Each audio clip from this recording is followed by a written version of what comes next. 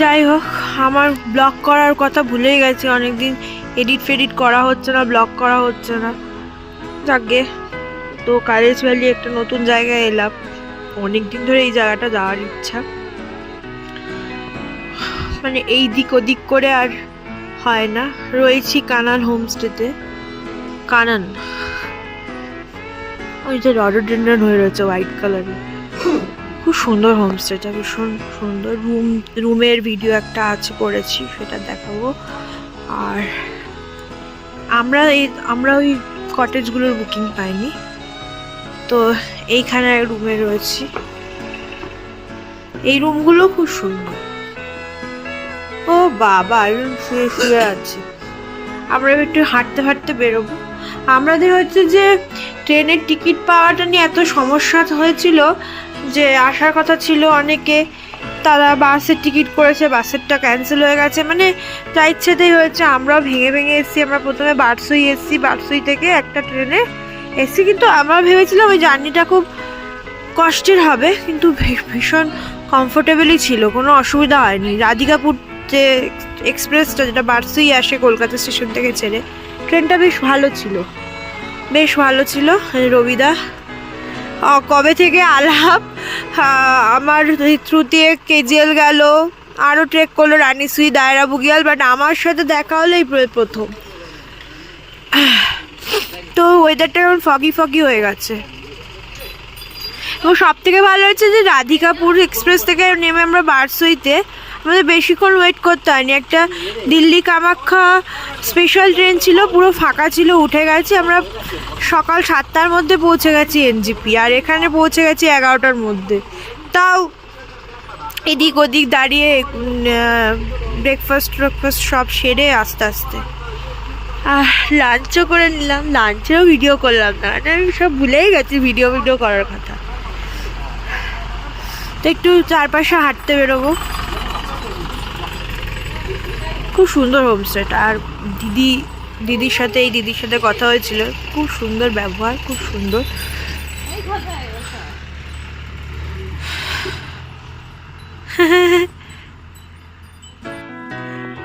তো আমরা হাঁটতে বেরিয়েছি।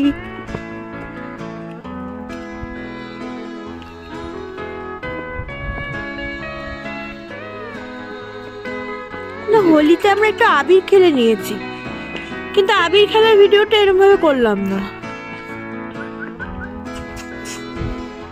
একবার রোদ উঠছে, একবার ফগি হয়ে যাচ্ছে।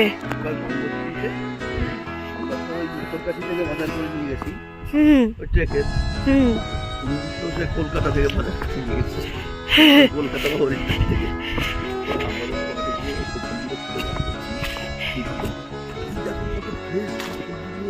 আর কলকাতার জিনিসগুলো ইয়ে হয়ে গেছে।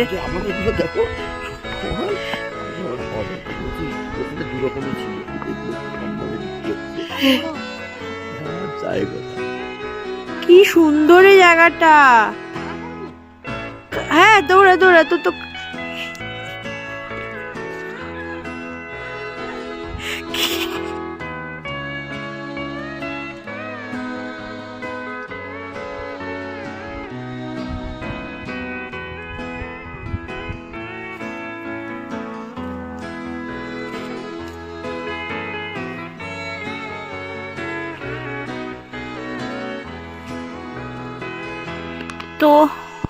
বাকি দুজন উপর দিয়ে চলে গেছে, আমরা শর্টকাট দিয়ে যাচ্ছি। হ্যাঁ, ওটাই বলতে যাচ্ছিলাম। তো এই আছে, জল পেয়েছি, বাথরুম পেয়েছি, আবার চার্জ পেলাম। তো শর্টকাটটা দিয়ে যাচ্ছি, অত ঘুরে ঘুরে হাঁটতে ভালো লাগছিল না। দেখি চার্জটা যদি তালা দেওয়া, যদি ঢোকা যায়। দেখো রডোডেন্ড্রন হয়ে রয়েছে পুরো গাছ ভরে। ও কি দারুণ! আর ওয়েদারটা কেমন মিস্টিক, দারুণ সুন্দর। চার্জটা কি সুন্দর না একটা জায়গায়, চার্চে তালা দেওয়া। ব্লগ নিয়ে যেটা হচ্ছে একদম অভ্যাস চলে গেছে, তো ডে ওয়াইজ ব্লগিং করা হচ্ছে না। কালেজবাড়ির একটাই ভিডিও দিচ্ছি আমি এবারে। তো এখন আমরা যাচ্ছি রেইনবো ফলস। তো এটা নেক্সট ডে, 2 রাত থাকছে এখানে। বাকিরা যে পেছনে আসছে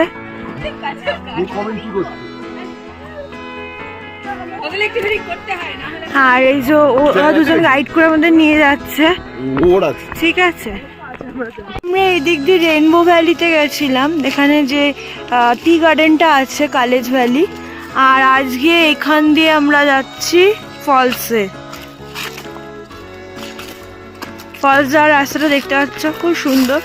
নামছি সবাই খুব মজা করে করে, ওঠার সময় আমি সবার ভিডিও করবো একদম ভালো মতো। কে কতটা হাঁপাচ্ছে, হ্যাঁ দেখতে হবে তো। তো এই রাস্তাটা দিয়ে এবার নামতে হবে আমাদের। রবিদা আসছে পেছনে ভিডিও করতে করতে, আর এই যে শঙ্করিতা যাচ্ছে, সমর্পিতা, আর বাকিরা এই যে নিচে যাচ্ছে। দাঁড়া দেখাচ্ছি নামতে নামতে।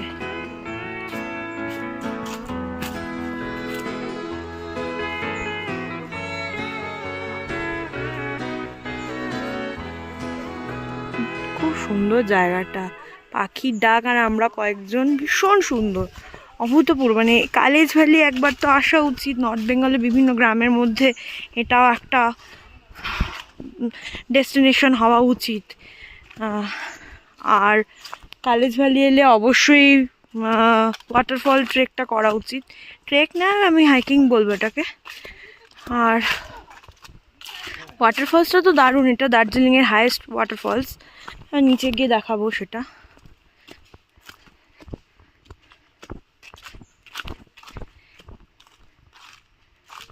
দারুণ, সমস্তটা বাঁধানো রাস্তা আছে, কিন্তু একটু বৃষ্টি হয়েছে দুদিন আগে, ওই জন্য শ্যাওলা হয়ে রয়েছে, চাপ হচ্ছে না কোনো, তার জন্য। নিচে দেখো নদীটা, নদী মতো রয়েছে, আর সেই ওয়াটারফলসের আওয়াজটা এখান থেকেই পাওয়া যাচ্ছে।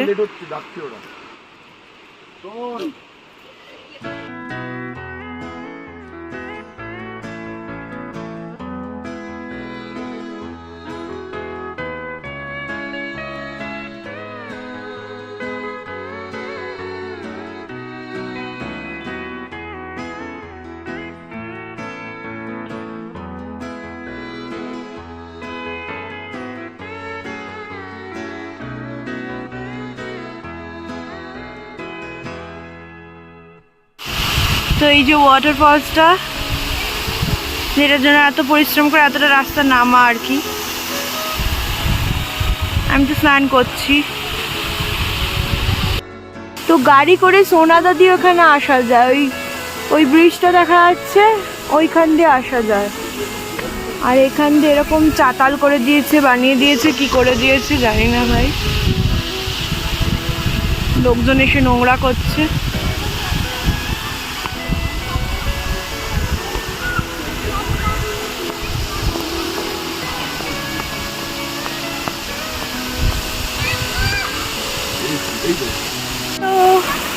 তো ওয়াটারফলস দেখলেই, যেটা আমার স্বভাব চরিত্র, নদী বা ওয়াটারফলস দেখলে স্নান করে নিতে হবে। স্নান করে নিয়েছি, স্নান করে জামা কাপড় চেঞ্জ করে নিচ্ছি। জামা কাপড় চেঞ্জ করার কিন্তু কোনো জায়গা নেই, তো এদিক ওদিক আড়াল করে চেঞ্জ করে নিয়েছি। নিয়ে এবার ফেরার রাস্তা ধরেছি, বাকিরা নিচে আসছে।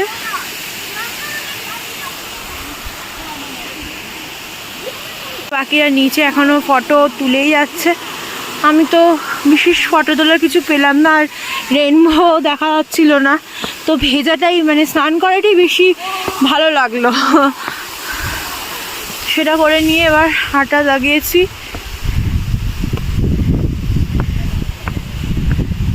ওয়েদারটা একটু অন্যরকম হয়ে গেল, মেঘলা মেঘলা।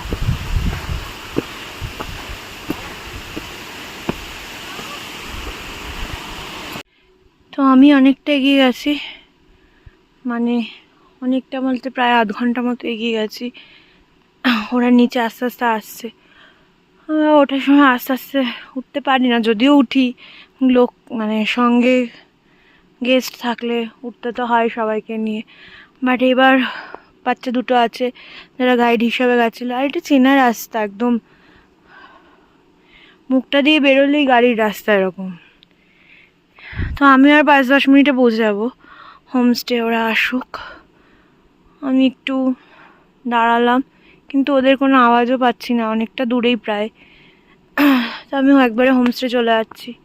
হোমস্টে গিয়ে লাঞ্চ হবে, তারপরে বিকেলে স্ন্যাক্স তো আছে, এবং বিকেলেরা নিজেরা লাইভ প্রোগ্রাম করে। তো আজকে পারলে ভিডিও করব, কালকে করিনি। আর কালকে ইচ্ছা আছে একটু দার্জিলিং ঘুরে তারপরে এনজেপি ফেরার। লেটস সি কী হয়।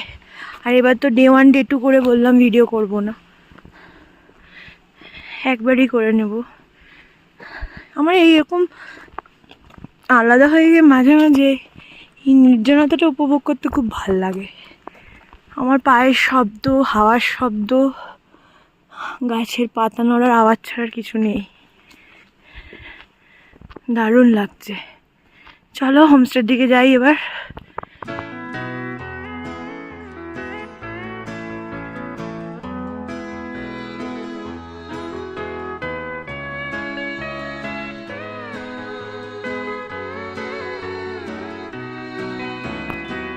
ওই যে হোমস্টেতে দিদি, ওনার মেয়ের বিয়ে ছিল 15 দিন আগে, ওই ছবিগুলো দেখালো, এখনো ভিডিও দেখছি। আর দিন তো বক বক বক বক করেই যাচ্ছে।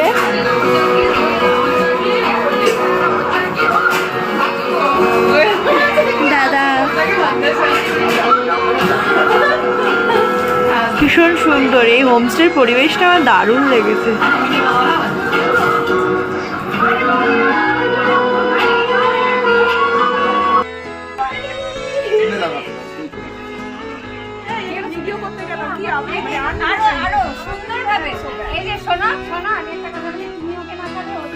আজকে আবার হোলি খেললাম, খেলে আমরা এবার দার্জিলিংয়ের দিকে যাচ্ছি চেক আউট করে। দার্জিলিং হয়ে দার্জিলিংয়ে 2-3 ঘন্টা থেকে খাবো, একটু টুকটাক শপিং করে আমরা চলে যাব শিলিগুড়ি।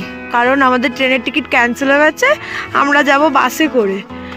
শুধু এই সমর্পিতা, উনি যাবেন আজকে ট্রেনে করে। চলো, তো আমরা দার্জিলিং এসে গেছি আবার। মানে একটু দার্জিলিংয়ের ডিস্ট্রিক্টে রয়েছি, দার্জিলিং শহরে একটু যতই ঘিঞ্জি হোক একটু ছুঁয়ে না গেলে হয় না।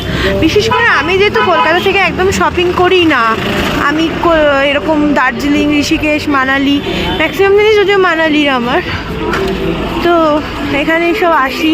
এবং পরবর্তী পরপর এখন অনেক ট্রেক রয়েছে, আমার জিনিসপত্র লাগবেও, তো এই জন্য এখান থেকে আসা আর কি। শপিং করতে হবে আর লাঞ্চও করতে হবে আমাদের, পারলে না ডিনারটাও এখান থেকে নিয়ে নেব। চক বাজারে এখানে আছি আমরা। দার্জিলিং এলে মেলে না এলে হয়, তো আমরা চলে এসেছি। এবার নীলগিরিসের থেকে কিছু বেকারি আইটেম নেব। ওদিকে ডলমাতে আমরা খাচ্ছি আজকে লাঞ্চে অর্ডার করে। আমি আর সমর্পিতা এসছি মেলে। ফাঁকা আছে হিসাব অনুযায়ী আজকে, রবিবার হিসাবে।